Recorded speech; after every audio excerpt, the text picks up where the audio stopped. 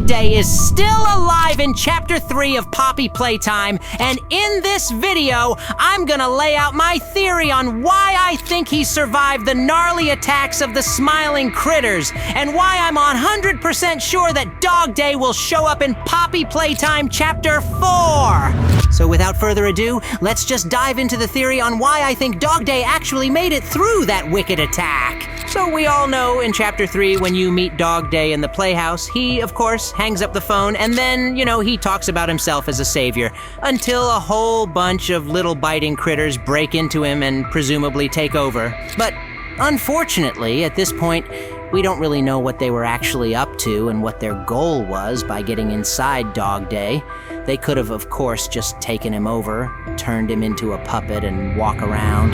That, of course, makes sense. Or, of course, it could have just been like taking over his brain, thereby getting all the data on Prototype since, as we know, DogDay himself personally saw Prototype. So, by taking over his brain cells of consciousness, they could learn more about Prototype and how to defeat him by finding out his weaknesses. So, I don't know which of the two options is correct. Of course, in reality, we know one thing. When he's tied up, his eyes, of course, don't light up, but when he actually gets down and starts chasing us, his eyes light up. And it's really interesting that now he has glowing eyes. So let's say they're puppeteering him. Don't they have eyes there? And it's not just gonna be a bunch of different little dudes puppeteering in them. I really think they could be like still inside, tied to taking over his brain and all his mind. But don't rush to make a fool of me. Remember this moment with the glowing eyes. It's precisely this clue that will soon give us confidence that DogDay survived and will definitely appear in Chapter 4. Now just imagine in your head, catnap. He has the same eyes too, which means that probably each of the giant smiling critters used to have that eye or the same glowing eyes effect as DogDay now when they become evil or when they are under the control of prototypes, as we know. The little smiling critters give up, so they don't get eaten by catnap, as DogDay says in his little speech, before they also eat him alive from the inside. But maybe, of course, it's because they took over his mind, so we all know. That now he's under the control of prototypes and trying to get us. But another thing to remember is that when he actually chases us, it could either be a gameplay mechanic or actual story or something like a hidden secret. When he really chases us, when you get closer to the player, the monster gets closer, and you start to approach too closely, you can actually hear his steps become a bit slower, and he actually starts slowing down before he really gets close to you. Sort of like, let's say, it's related to the story. Kind of like he's still there a bit and trying to help himself, since we know that DogDay is on our side, so it's like he's trying to help himself by not catching up to the player. So we don't know. Ultimately, we'll die. But it also might just create a whole gameplay mechanic, but, of course, they're trying to make it easier. Like with Huggy Wuggy, Mommy Longlegs, and all the other characters in the chase scene, every time they get close to you, they always slow down this movement, of course. Just a gameplay mechanic to make it easier for the player. Now let's move on to the part which I think is really important to talk about. In the end, when you had to switch to the purple hand and of course make that long jump, everyone probably noticed it, but after the jump, after you made the jump, the door closes and you hear a squeal. There's something really special about the squeal, because it's not like DogDay's usual sound. I'll go ahead and play an audio recording of when DogDay is possessed, and of course, when DogDay is scared. When DogDay sounds like his breathing. His voices sound completely different.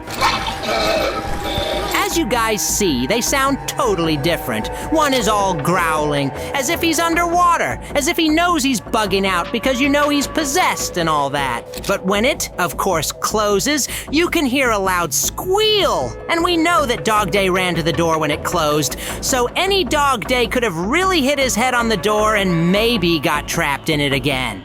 Hey, guess what? If you watched up to this half of the video, I'm legally required to ask you to subscribe, please, because subscribing really helps this channel. I also want to say that the awesome render of DogDay, which we actually see on the thumbnail, was posted in the official Discord server of Mob Entertainment a month after the release of Chapter 3.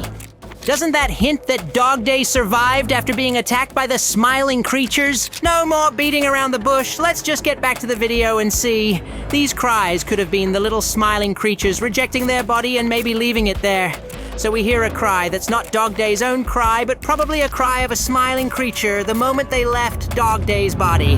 Going back to DogDay's white pupils, remember that a perfectly healthy catnap has exactly the same markers, which means that the moment DogDay was following the main character, he was still alive, and likely after leaving his body by the smiling creatures, he remained alive. This moment was left undisclosed, meaning the developers decided to leave this moment for Chapter 4. So I think that DogDay is still alive, and I think he probably still has some sort of tie point seeing Chapter 4. I'm really hopeful, but we know that Mob Entertainment doesn't care about killing off main characters. Every love, Huggy Wuggy, Mommy Longlegs, Kissamissy, yes, they are ruthless. And they don't mind killing a character for the sake of the story, which I'm not against, but I just hope that DogDay now has more significance in Chapter 4. If you think that's all I can say about DogDay, no, I have one more thing to talk about. When the door closes, we don't see dogs die. It's like when it comes to Catnap, we see Catnap literally getting stabbed through the whole head, Catnap being gnawed. Yes, Cap is dead. Yes, we see that Mommy Longlegs is crushed. Yes, Mom is dead. Huggy Wuggy fell from all pits. But why do you think there exists an entire theory that Huggy is still alive? We didn't see Huggy's death. We didn't see him bleeding out, or being crushed, or stabbed like Mom and put to sleep. Even falling light, landing in a dorm, we see she's dead. But when it comes to Huggy and DogDay, well, DogDay is a bit more different just because the dog just closes and he hears a scream, she just closed, which means that, say, DogDay, of course, unfortunately, is still possessed. He, of course, might still be alive. But regardless, my boy is still alive. They didn't show death on screen. Everyone assumes he bled out or died of exhaustion after all that boss fight. Or maybe the screams there, of course, Prototype is about to wipe out and deliver the finishing blow. I don't think so, but it definitely sounds pretty strange. Like, of course he squeals and the door closes and we don't even see anything because, of course, when you all know up to all plot stuff, if you don't see death, you don't see a body, you can't confirm that person's death, so we could confirm Catnap and Mommy Longlegs, but Catnap and DogDay, we can't confirm them because we never really saw the body, and with all the different evidence pointing now, it really makes it seem like DogDay is still alive, and we hopefully will see more about him in Chapter 4, or guess what, something later like a little Easter egg or something like that. But anyway, that'll be this video. You guys can let me know in the comments below what you guys think about this. It's definitely very interesting to see all the different possibilities.